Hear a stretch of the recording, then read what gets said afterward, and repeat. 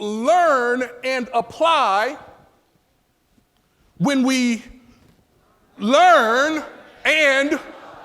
oh, those are two really powerful words when you put them together. When we learn and apply the things that we hear on Sunday, or when we learn and apply the things that we hear in our JCI classes, when we learn and apply the lessons that we get at teaching in the temple, when we learn and apply, what we will invariably find is that we make some leaps, we make some progress, we find ourselves getting better. Is that right? And now here is one of the things that he helped us to see. He helped us to see that sometimes when we begin to recondition our mental setting and we find ourselves getting better, the better we get, the more uncomfortable we become. Anybody know what that's like? The better you get, the more uncomfortable you become. The more uncomfortable you become, the more you start to ask yourself is this too good to be true? Is it okay to be in a relationship that feels this good? Is it okay to have, I had someone, one of you all come to me just a couple, 2-3 weeks ago. And she had been working her principles. She'd been working the truth that she knows, and she has made the big leap. She wound up leaving her job and started a business, and that business grew multiple times over. It works if you work it.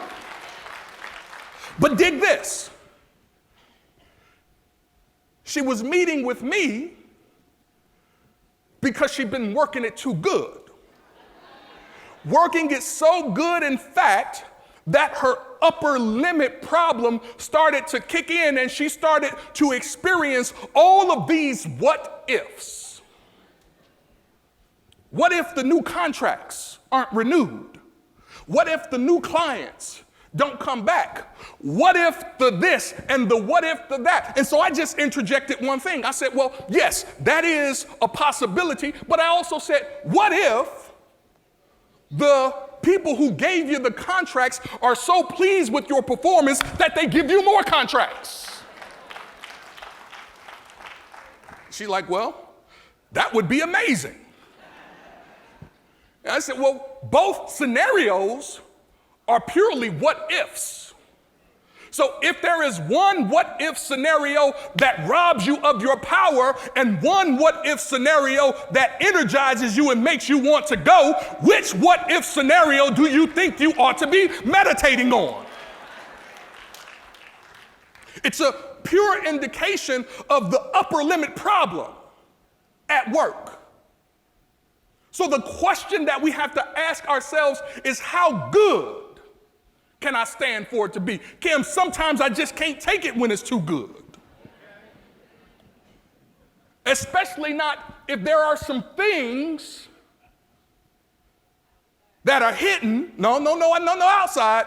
Hear me, put this in your notes. We're not dealing with any external factors, only internal factors. Are you with me? Repeat after me. I am the thinker who thinks the thoughts that makes the things. We're only dealing with what's happening inside of us. There is a saying, if there is no enemy within, the enemy without can do me no harm. Are you with me? So I just want to make sure we're on the same page. So what we have to determine with the upper limit problem is how good is too good. And one of the things that we cited was that 60% of lottery winners find themselves worse off than before they won. Why? They don't have the mental setting, the mind setting to manage this new increase. Are you with me? And one of the things that we know from our time being taught here is that you cannot correct an issue at the same level of consciousness that created it. Is that right? And so if there is an upper limit problem, I cannot fix that upper limit problem or address that upper limit problem with the same belief system or with the same thinking or with the same feeling that is the root of it. Are you with me? And so we said that one of the things that we must do is we must own our potential. In order to come up out of this belief system, we've got to be willing to own our potential. One of the things I said to you is if you intend to do something you've never done, you have to be someone you've never been. I am living proof of this. When I was in the marketplace, I was in the marketplace as someone who managed construction jobs. You can't run a construction job the same way you run a church. Even though people can be like light switches, doesn't take much to turn them on or turn them off. Somebody should have gave me an amen right there. You know, you know how we can be. But it's a different thing. See, I can't talk to you the way I used to talk to the guys on the job.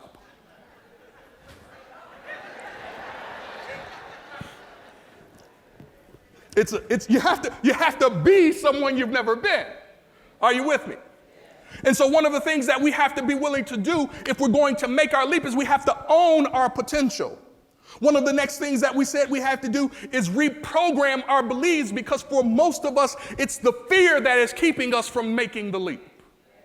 It's the fear that is keeping us from making the leap. And here is the thing, put this in your notes. 90% of the things that you fear are irrational and are never going to happen. What you are doing is you are working your faith backwards.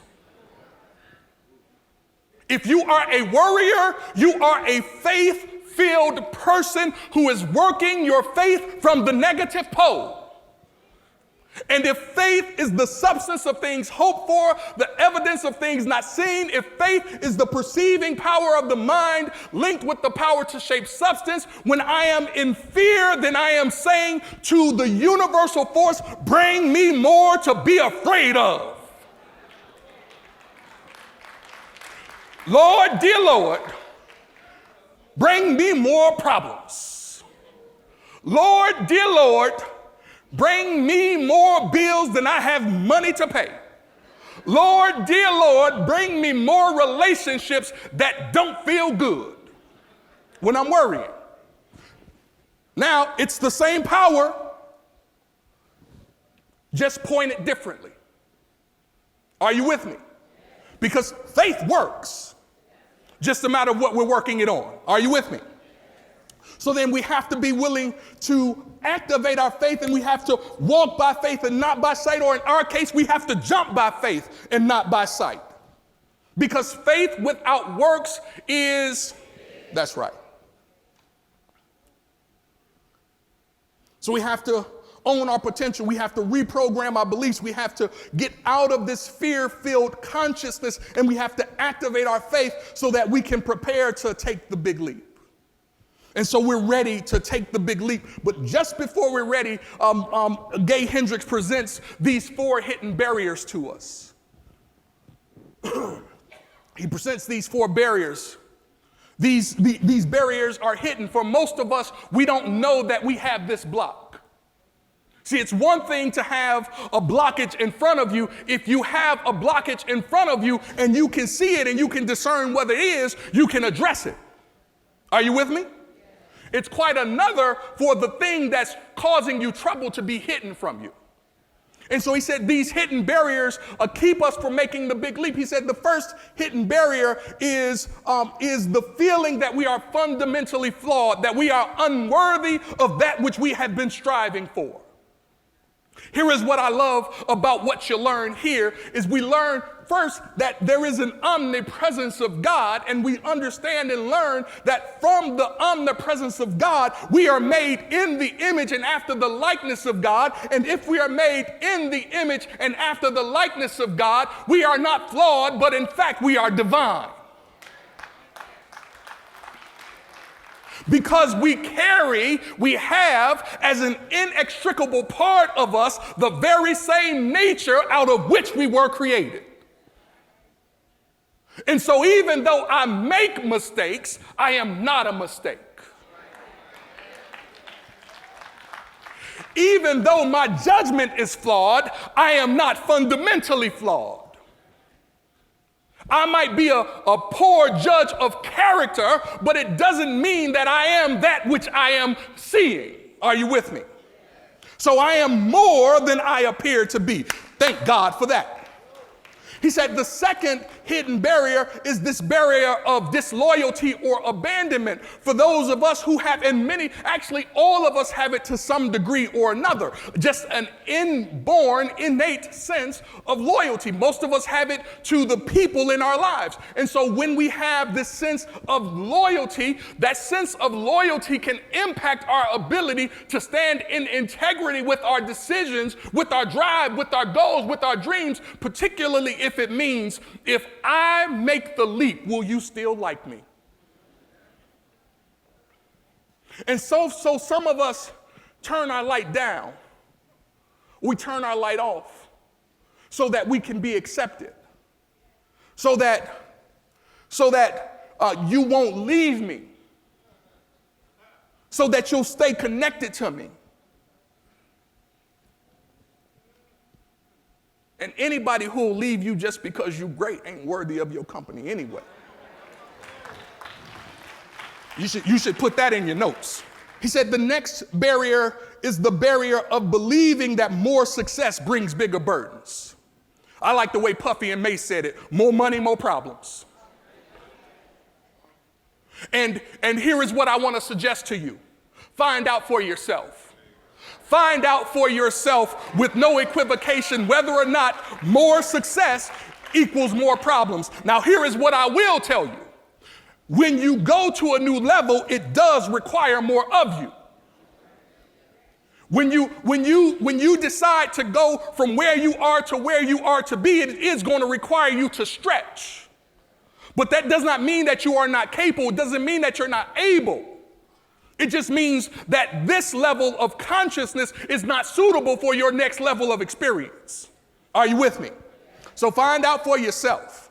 Last but not least, he said the fourth barrier was the barrier of outshining. And I just talked about that a little bit. Some of us just dimming our lights so that we can be in company with people who are not letting their light shine. And so you have to decide whether or not turning your wattage down will bring you satisfaction. See, sometimes when you stand out, you have to do it alone.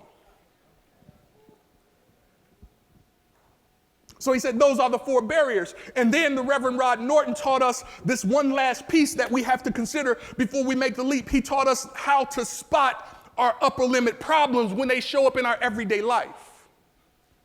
He taught us how to spot those upper limit problems. He said one of the upper limit problems that show up in our everyday life is the upper limit problem of worrying. We talked about the worrier already, yes? Worrying is like sitting in a rocking chair. It'll give you something to do, but it won't get you anywhere. He told us that one of our upper limit problems is the upper limit problem of criticizing and blaming.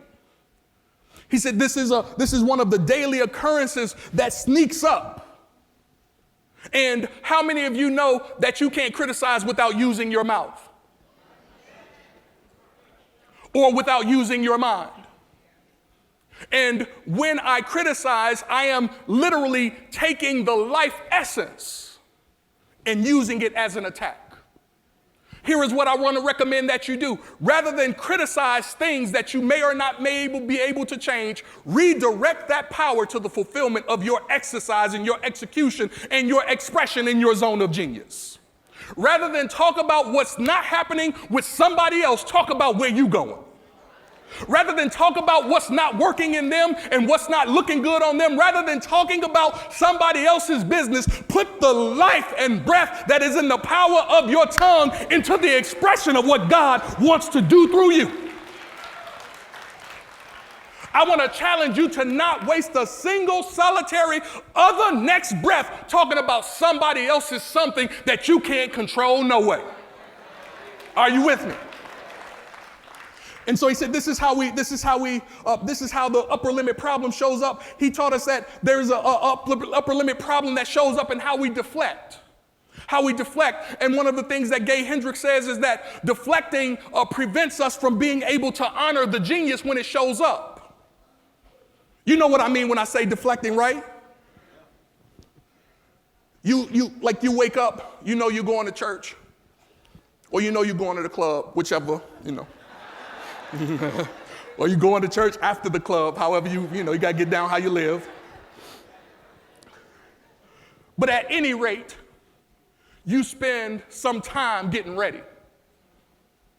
You put your, whatever it is, Helen, that helps you get to your nines so that you can be dressed to the nines. And you get your fly swaggy all the way up. Your drip is just right. And then someone comes to you and they say, how beautiful you look, or how nice that tie is, or how fantastic that dress is, and how it just drapes on you, and the first thing you say is, this old thing. When you know the intention was for you to feel good in what you're wearing. So why deflect when somebody identifies with the intention you set? It's one of the ways we obstruct ourselves. Are you with me? One of the other ways he taught us that we obstruct ourselves is by fighting. Well, Gay calls it squabbling. I want to call it fighting. Here's why squabbling doesn't quite work. Because if you are someone who, in your past or in your childhood, if you had to fight for attention, or if you had to fight to be heard, or if you had to fight to get the last piece of bread, or if you had to fight to get out, or if you had to fight to be noticed, or if you had to fight to break through, then you might have developed a pattern of fighting. Here is what I want you to know. I want you to remember that this is the difference between the power of the principle and the power of your patterns. See, sometimes, or not sometimes, you can apply the principle regardless of where you are. But sometimes patterns that we use at one level are inadequate for the next level. So if you are a fighter and you've been fighting all your life, at some point in some place, you don't necessarily have to fight, but fighting is what you know how to do. And if you are a fighter needs somebody to fight with. And so you find your allies, people who are intended to help you, and because you're a brawler, you get that Vaseline and you rub yourself down real good and you fight experiences that are supposed to bless you.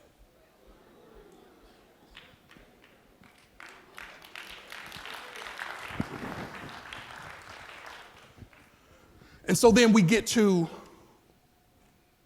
where we are today. And the questions that we've asked ourselves at the beginning of this journey, the question was, am I willing to increase the amount of time? Somebody say time. Am I willing to increase the amount of time every day that I feel good? Am I willing to increase the amount of time? Someone say time. That my whole life goes well. Am I willing to feel good and have my life go well all the time? Someone say time. See, one of the best capturing of time that I've heard is the poem by Dr. Benjamin Mays, who said, I've only just a minute, 60 seconds in it, forced upon me, can't refuse it, didn't seek it, didn't choose it, but it's up to me to use it. I must suffer if I abuse it, give an account if I abuse it. It's just a tiny minute, but my life is in it. And so many of us wind up wasting the precious time, and the one thing that you cannot get a second shot of is the second that you didn't take advantage of. The one thing you cannot get back is the time that you wasted. And so he presents us with this concept of evolving from Newtonian time to Einsteinian time. I don't want to get into all that. What I really want to say is this. I want to keep it real simple. I want to keep it 119th Street. Is that okay? I want to keep it 119th Street in Ashland. what do you do with the time that you have? Are you spending it doing things that help answer the questions that you said yes to? Is what you're doing with your time adding to the amount of time you feel good all the time? Does what you do with your time, the people you are spending your time with, there is a story in the Gospel of Matthew where there is this Canaanite woman who comes to Jesus. And as she nears Jesus, she begins to shout out to him and she says, Jesus, I need your help. She says, my daughter has a demon. My daughter has something wrong with her. And Jesus does something that's just kind of cold-blooded, particularly since helping and healing people is clearly in his zone of genius. He does something that's striking to me. When the woman calls out, he ignores her.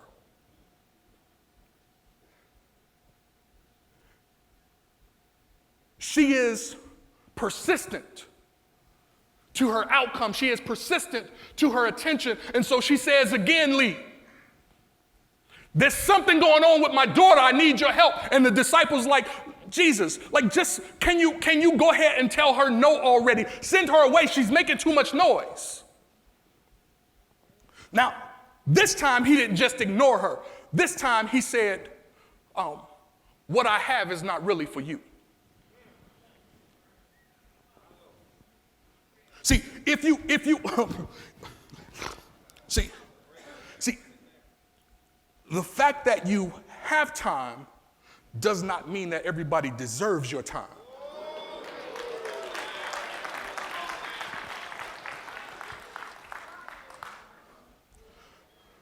The fact that you have a minute does not mean that you ought to stop and hear what somebody has to say in that minute. Particularly if you are not sure as to whether or not what they have to add or what they came to take is consistent with your intention to feel good or to feel God. Because sometimes people show up and they don't bring the intention to help you feel God. Are you with me? And so, And there is a lesson on both sides. I want to make sure we get it. I want to make sure we touch it. Because she does not take no for an answer. She says, even the dogs get the crumbs from the table. And now she's got his attention now. See, sometimes people keep on and they get your attention the wrong way. She got his attention the right way, and then he says, I have not seen this kind of faith. So go, because your daughter is made well. See, what you have to be able to do also is if you have an intention to experience your zone of genius, you've got to be willing to press through. You've got to be willing to take another step or try it again when they ignore you or when they say this is not for you or when they tell you that you don't fit or when they tell you that this is you're not a part of this crowd. You've got to be willing to push through just one more time if it means that much to you. Let me say it to you this way. If healing helps you experience your zone of genius, don't settle for the diagnosis. You've got to be willing to keep pushing. You've got to be willing to help your soul understand what it is you need. Because sometimes even you don't know what you want. That's the challenge with criticizing. When you're criticizing, you're really saying to your internal self, I'm not sure about what I want, because if there is no enemy within, the enemy without can do you no harm. There is no person outside of you criticize. You only criticize the reflection of yourself. Can I help you this morning? And so you've got to be clear about how it is you are guarding your time. You have to guard your time. You have to guard your time. You've got to guard your time. See, we all make time for what we think is important in our lives. And one of the things that I think Gabe points out beautifully in the book is he says we have to stop blaming time. See, it takes courage to say to someone who wants a moment of your time, it takes courage to say, rather than saying, I don't have time, it takes courage to say, I can't do that right now. But what he suggests that it does, and I agree, is it gives you and I the ability to reclaim the time that we do have. So if you don't feel like doing it, don't blame it on time. Just go ahead and say, that's not on my agenda to do right now. Call me later. See me tomorrow.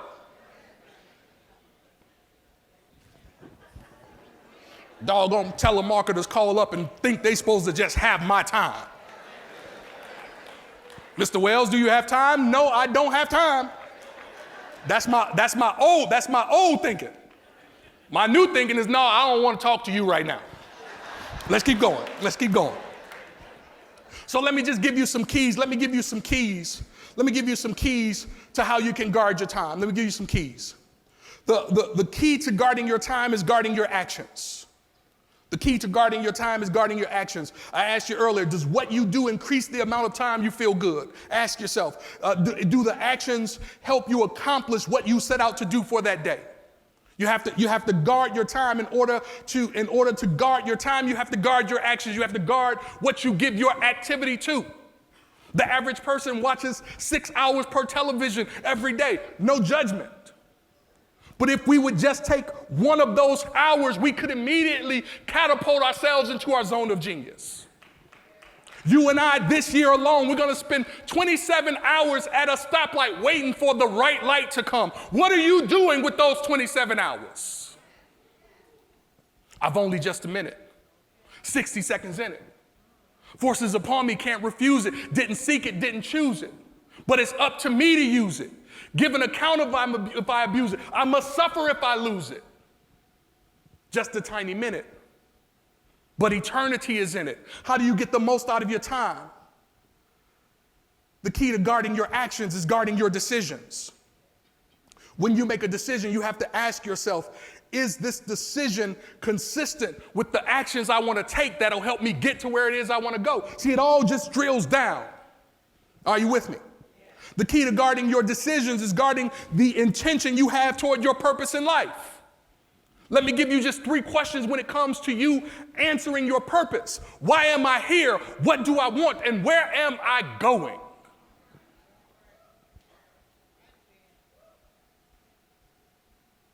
Because if you don't know where you're going, my guess is you'll arrive at the wrong place.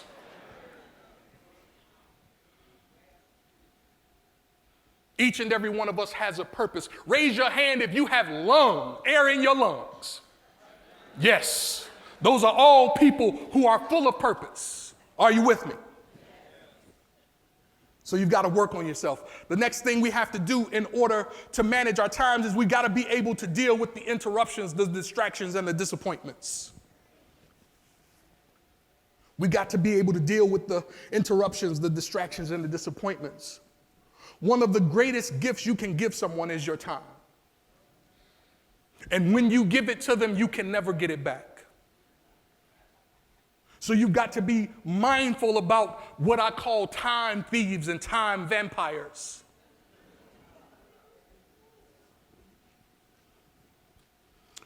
Stephen Covey had this formula for how he determined what things are urgent and what things are important.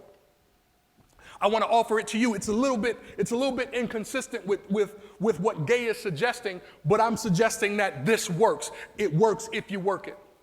So he said that one of the things we have to be able to do is identify the things in our lives that are urgent, identify the things in our lives that are important, identify the things in our lives that are urgent but not important, and identify the things in our lives that are important but not urgent.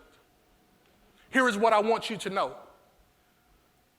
Taking care of your health is important. It's not necessarily urgent, but it's important. nurturing your relationships is important.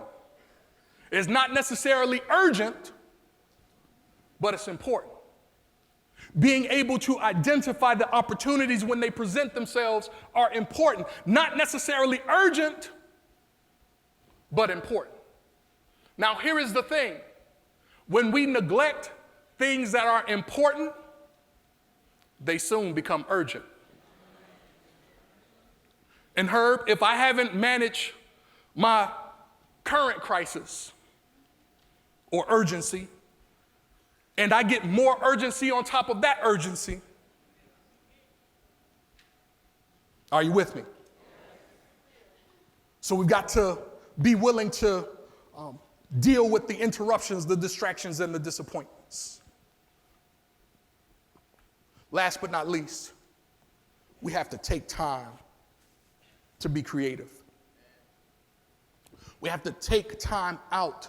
If God is the creator, and if we are made in the image and after the likeness of God, then there is a creative capacity within each and every one of us.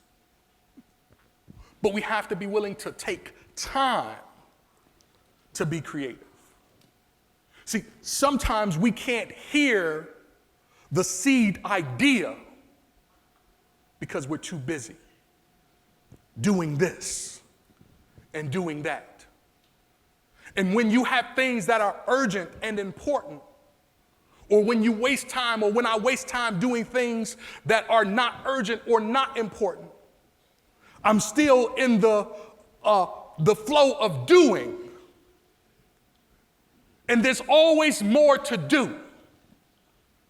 And so then when you need me, I've got to do this. And when I need you, we got to do that. And before we know it, we're all just standing around with a huge pile of doo-doo.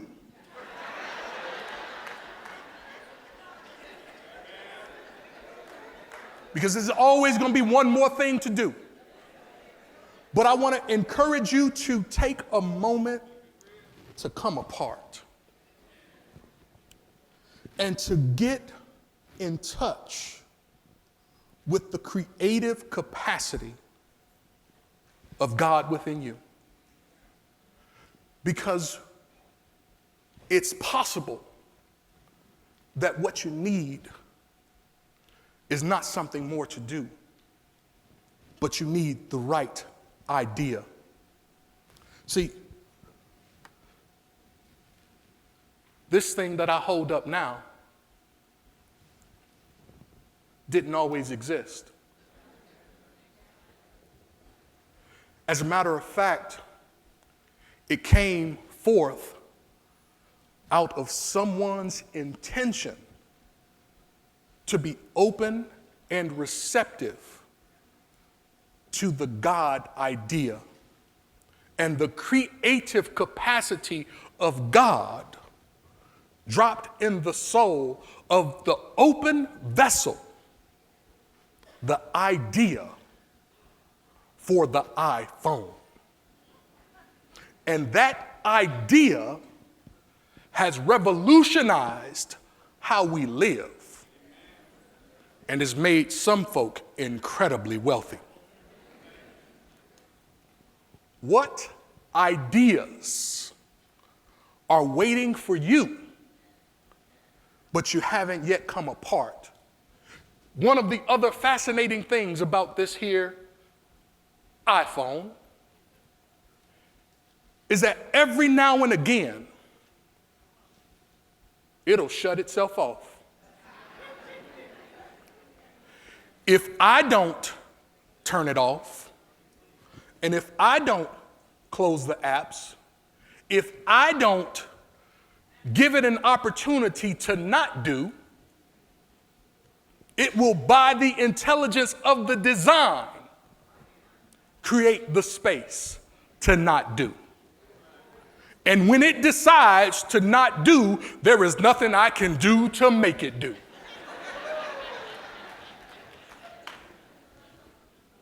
And so I want to encourage you to follow the creative design that was born out of the DNA of the divine that rests in you. See, that process is not unique to the phone, it's unique to you, and they modeled how this works after how you work.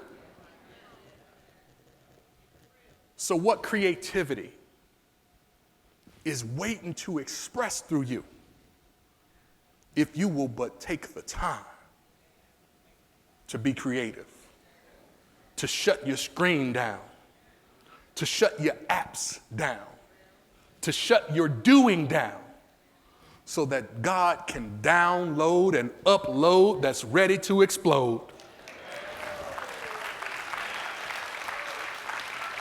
So I'm inviting you to take your big leap, because what God has in store for you, eyes haven't seen, ears haven't heard, neither has entered into the heart of mankind what God wants to express through you. God bless you.